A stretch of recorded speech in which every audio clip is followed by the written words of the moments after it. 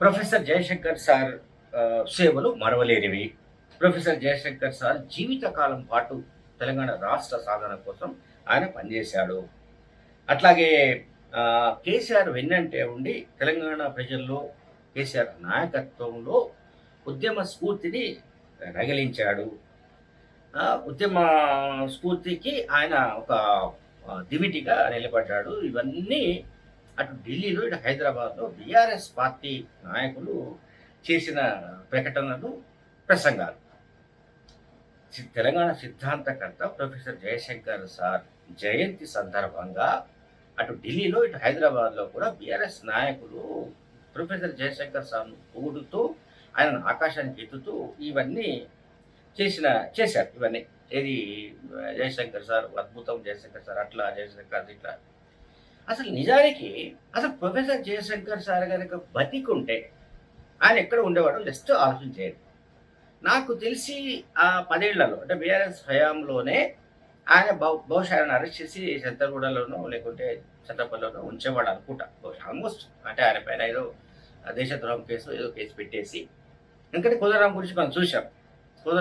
కోదండరాం తెలంగాణ ఏది జేఏసీ చైర్మన్‌గా పనిచేసినప్పటికి కూడా అధికారంలోకి టీఆర్ఎస్ పార్టీ రాగానే, కేసీఆర్ ముఖ్యమంత్రి కాగానే ఇక ఆయనలో ఒక విశ్వరూపం మనమందరం చూశాం. ఆ 10 ఏళ్ల పాటు ఆయన ఎంత విశ్వరూపాన్ని ప్రదర్శించాడో. కనికరం లేకుండా కోదండరాం లాంటి వాళ్ళను కూడా తలుపులు బద్దలు కొట్టి చేసి అది చేసి అసలు ఆయన బయటికెళ్తే అరెస్ట్ చేయడము, ఆయన బయటకు ఇంట్లో నుంచి తలుపు తీసుకుని బయటకొస్తే అరెస్ట్ చేయడం లాంటి ఘటనలు ఎన్నో చూసాం మనం. అక్రమ కేసులు ఎంతోమంది మీద పెట్టారవడం చూసాం. సో ప్రొఫెసర్ జయశంకర్ సార్ ఇప్పుడు కూడా అటువంటి తెలంగాణను కోరుకోలేదు. ఇటువంటి తెలంగాణ బీఆర్ఎస్ హయాంలో జరిగిన నేరాలు, ఘోరాలు, దురంతాలు, దుర్మార్గాలు ఇవి కూడా ఆయన కోరుకున్నవి కావు. ప్రొఫెసర్ జయశంకర్ సార్ కోరుకున్నవి ఏమి అమలు చేయని ప్రభుత్వాన్ని, ఆ పార్టీని డప్పు కొడుతూ ఇప్పుడు జయశంకర్ సారు జయంతిని నిర్వహించడం అంటే నిజంగానే ఆశ్చర్యం కలుగుతుంది.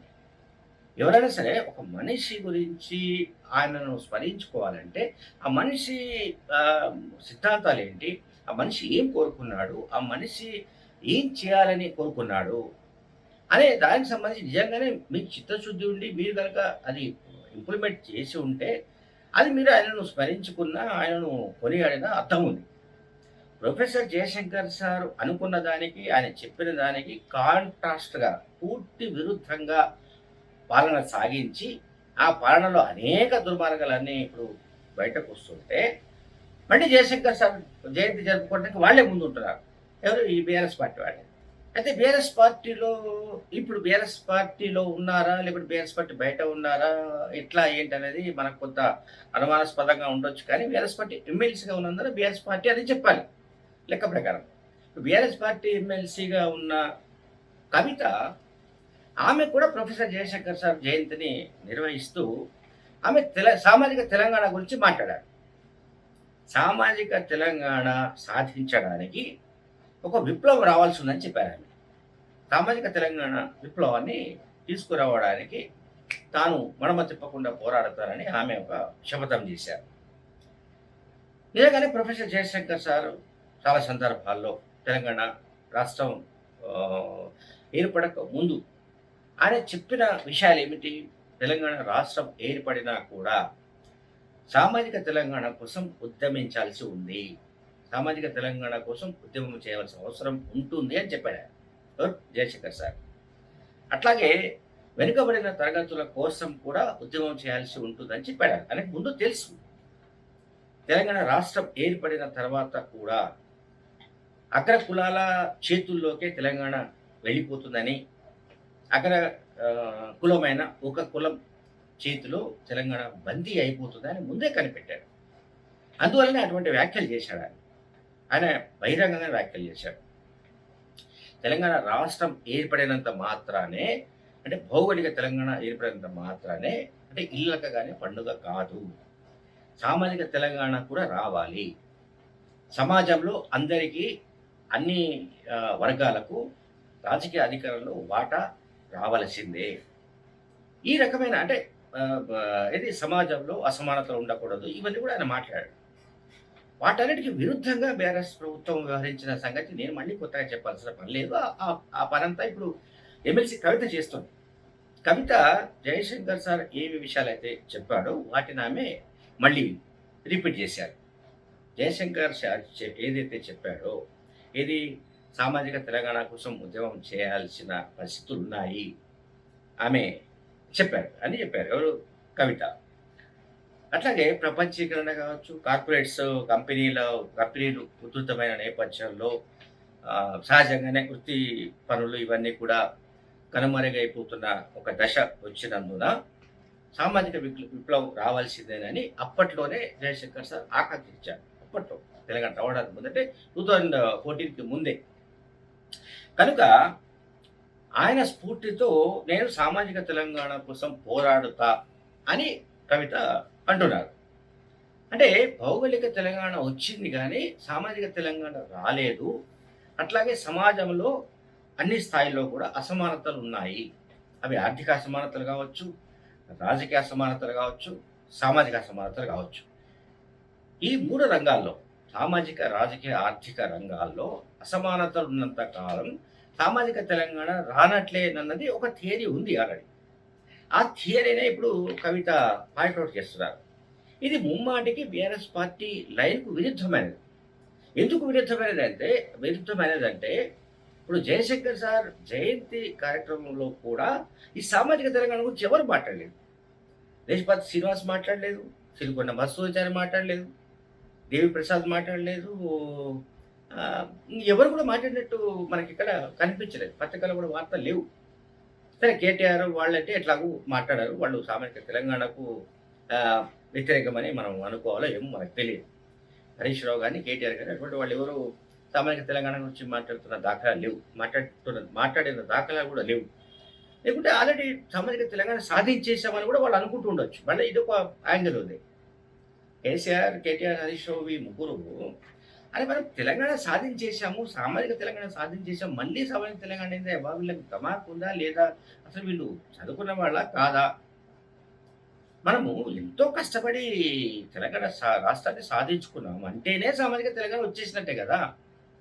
అండ్ పైగా మన కులానికి సంబంధించిన ఒక్కొక్క వ్యక్తిని కనుక్కొని వాళ్ళను తవ్వి వెలికి తీసి ఆర్కియాలజీ లాగా ఎక్కడెక్కడ ఉన్నా సరే, ఆదిలాబాద్లోనూ లేకుంటే ఇంకెక్కడో భూపాలపల్లిలోనూ భద్రాచలంలో ఉన్న వాళ్ళని కూడా మనం తీసుకొచ్చి హైదరాబాద్లో క్రీమిలియర్ పోస్టులు ఇచ్చాము. వాళ్ళ ఒక ఒక జాతిని ఉద్ధరించే పని మనం చేసాము. ఇంతకు మించి ఇంకా సామాజిక తెలంగాణ ఏముంటుందని కూడా అనుకోవచ్చు. వాళ్ళు ఏదైనా అనుకునే అవకాశం ఉంది. వాళ్ళు ఏమైనా చేయడానికి అవకాశం ఉంది. వాళ్ళు ఏమైనా చేయాలనుకుంటే చేసి పారేశారు. దాన్ని గట్టిగా సమర్థించుకున్నారు. పైగా ఇంకొకటి చెప్పాలి ఇప్పుడు దీంట్లో. కొంతమంది లెఫ్ట్‌లో పనిచేసాము మేము. అప్పట్లో మేము ఎర్ర జెండా మోసాము. ఎర్ర జెండాకు మేమే కాపలా కాశాము. ఆ ఎర్ర జెండా అది ఆ కలర్ ఎర్రగా రావడానికి కూడా మేమే కారణము. అంతకుముందు ఆ కలర్ కొంత ఎర్రగా లేనప్పటికీ మా ఎంట్రీతో అది ఎర్ర జెండాగా మారిందని క్లెయిమ్ చేసుకుంటున్న వాళ్ళు, చెప్తున్న వాళ్ళు, వాదిస్తున్న వాళ్ళు, లేకపోతే ఆ రకంగా మాట్లాడుతున్న వాళ్ళు బోలెడుమందున్నారు. ఈ బీఆర్ఎస్ ఈ కాంపౌండ్‌లో, ఆ శిబిరంలో, బీఆర్ఎస్ స్థావరంలో అనండి, వాటెవర్ ఫార్మ్ హౌస్‌లో అనండి, చాలామంది ఉన్నారు అందులో. నేను ఎవరి పేరు చెప్పదలుచుకోలేదు. కానీ వాళ్ళందరూ కూడా ఫ్యూడల్ అయినా సరే, ఫ్యూడల్ వంటి పరిపాలన సాగించినా సరే, మాకు కేసీఆరే కావాలి, కేసీఆర్ రావాలి అంతే. వాళ్ళకి ఇంకొక పాయింట్ లేదు. 1 పాయింట్ ప్రోగ్రామ్. రేవంత్ రెడ్డి తెలంగాణ ద్రోహి. రేవంత్ రెడ్డి తెలంగాణ కాదా బాబు అనేటోళ్ళు కూడా ఉన్నారు. వాదించేవాడు కూడా బోల్డ్ మంది ఉన్నారు. రేవంత్ రెడ్డి ఏ రాష్ట్రము కూడా కనుక్కునే దాంట్లో ఉన్నట్టుంది వాళ్ళు, బీఆర్ఎస్ వాళ్ళు. రేవంత్ రెడ్డి తెలంగాణ ద్రోహి. ఎందుకంటే వాళ్ళు ఇప్పుడు కేసీఆర్ అనుకున్నది ఏంటంటే, పాపం ఆయన చాలా అనుకున్నాడు. అంటే ఆల్మోస్ట్ అన్ని పార్టీలని ఇక్కడ మొత్తం నిర్మూలించి, అంటే హతం కార్యక్రమం చేసేసి వాళ్ళను విలీనం చేసుకోవడం ఇదంతా చేసి, ఇంకా ఏ పార్టీ లేదు, తెలంగాణ ఇంటి పార్టీ అంటే కేసీఆర్ పార్టీ. కేసీఆర్ ఇంటి పార్టీ.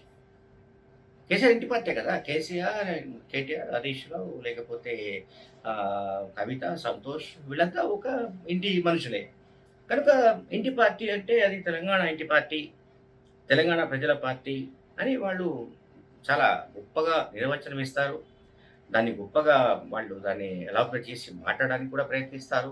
అది డిఫరెంట్ ఇష్యూ. కానీ ప్రజల్లో మాత్రం తెలంగాణ పార్టీ అంటే, తెలంగాణ ఇంటి పార్టీ అంటే, టీఆర్ఎస్ అంటే లేదా బీఆర్ఎస్ అంటే అది కేసీఆర్ ఇంటి పార్టీ. కేసీఆర్ కుటుంబ సభ్యుల పార్టీ అని ప్రజలు గట్టిగా నమ్ముతున్నారు.